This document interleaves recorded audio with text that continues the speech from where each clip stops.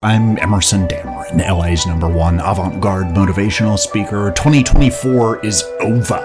We're going to bury it by briefly revisiting some, but not all, of the highlights from Season 5 of Emerson Dameron's Medicated Minutes. Here is a selected selection. Enjoy what you will if you're into that. You can't forgive, but you like the idea of forgiving. Don't forgive, but say that you did. Commit to not forgiving to the point where you're okay with lying about it and saying, I forgive you, and then get credit for forgiveness, for being the grown-up, and keep in your back pocket an option to later on take revenge. And they will not see it coming. They thought they were forgiven. Joke's on them. Slow burn. Not a bad idea if you commit to it. The relationship was, from the beginning, turbulent and extremely manipulative. I could tell she was angling for a relationship, a possibility I was careful to not commit to, but also not foreclose on. The sparks and friction from the relationship made me a lot sexier. I had myriad side pieces during that time. She was very good at positioning herself as the prize, triangulating with mutual acquaintances, particularly her ex-boyfriend, a cartoonishly morbid bartender who liked to be seen reading Hellback on the clock. She tried to control me through sex, sussing out my kinks and then holding them against me, or inviting moments of vulnerability and then exploiting them. Through that process, I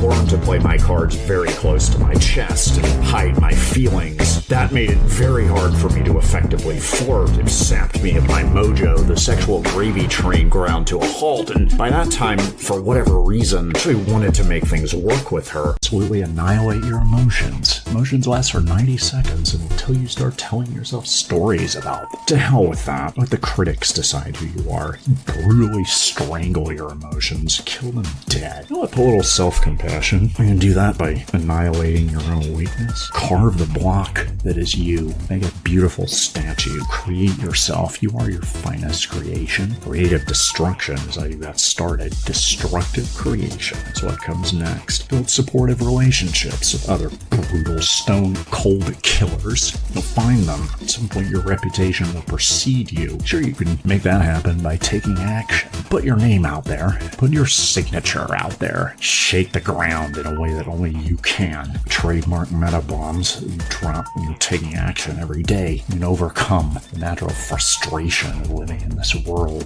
being surrounded by fools, cowards, liars, scum. Take out the garbage. And I like love bombing because it's one of the only ways to get through to me. Unfortunately, that's kidding on the square, meaning telling a joke that is also a statement of fact. All of my relationships have been dangerously intense. Yes, I realize that I am the common denominator in these. It's my problem. I'm working on myself, and by working on myself, I mean I'm practicing yoga so that eventually I can perform autofellatio, and then I will be happier than I ever imagined possible. Dear Sadist, I've discovered my partner watches a lot of porn, and it's making me uncomfortable. How do I approach this conversation without shaming them and find a middle ground that works for both of us? First of all, eliminate the possibility that your partner wants to be shamed, which is a significant one. Since the saturation of broadband internet, we've been deluged with all forms of pornography, much of it violent and degrading. I'm not interested by and large. None of it will ever come close to the libertine decadence, transgression, violence, and mutual degradation that characterize my own sex life. Most people who prefer the experience of jacking it to porn over actual sexual intimacy, Congress, other kinds of torture, are afraid.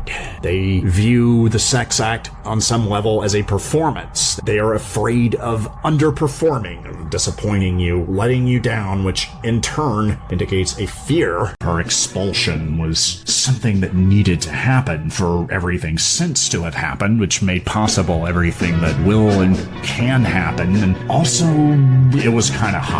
She gotta hand it to Ariel. That was a dumb move. It's demonic, ice cold. Really getting into her shadow, whether she knows it or not. Maybe she'll find that there's work to be done. Maybe Candy can meet her there. Maybe give her a call right now to see if she's in there and she's lonely. And the adorable, bold, blast, awe-inspiring, exciting, ignite, beautiful, fascinating, jumpstart, breathtaking, intriguing, kickstart, dazzling, riveting, launch, gorgeous, tempting, quick start, stunning, thrilling, speedy, swoon, transform, supercharge, swoon-worthy, turbocharge.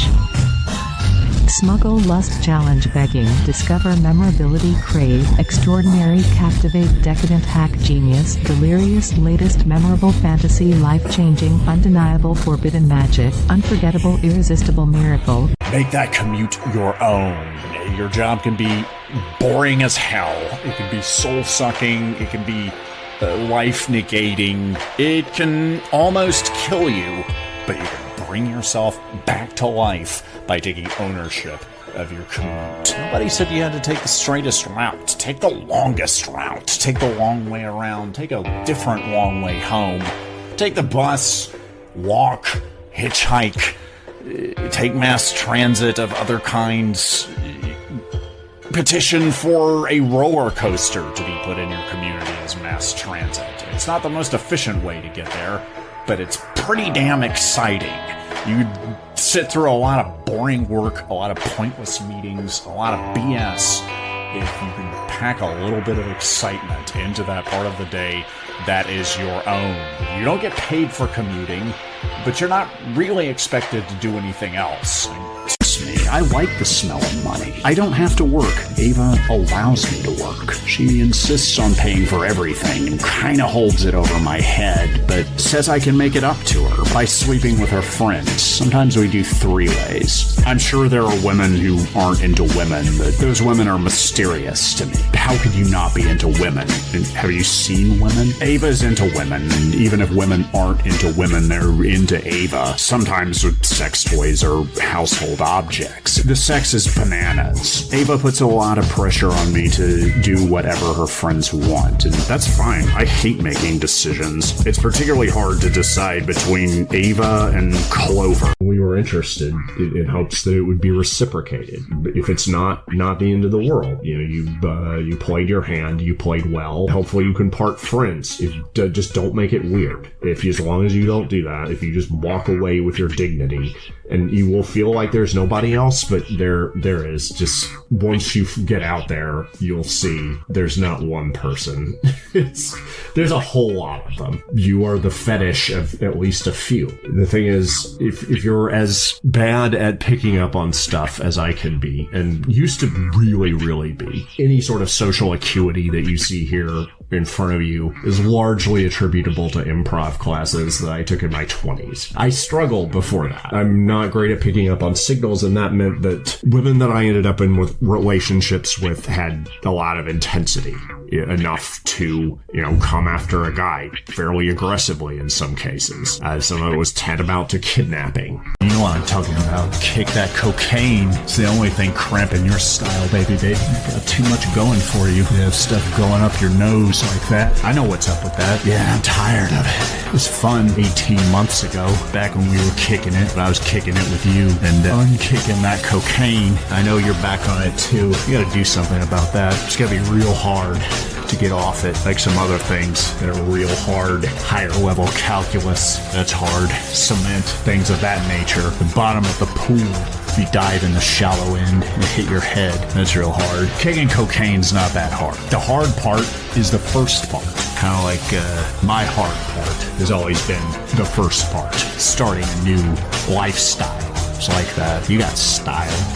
And then get in your life, get in some other things, get in the program. No, I'm not talking about 12-stepping, not talking about half-stepping. Got another kind of program in mind, baby, based on Buddhism.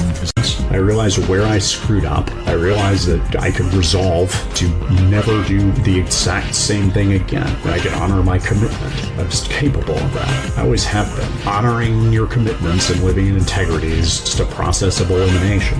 Yes, I think you're brilliant. Otherwise, I wouldn't have said that. I don't want to make your head explode. You're not stupid. You're whatever the opposite of that is. If we ever really understand intelligence, you'll be in that category. Maybe posthumously.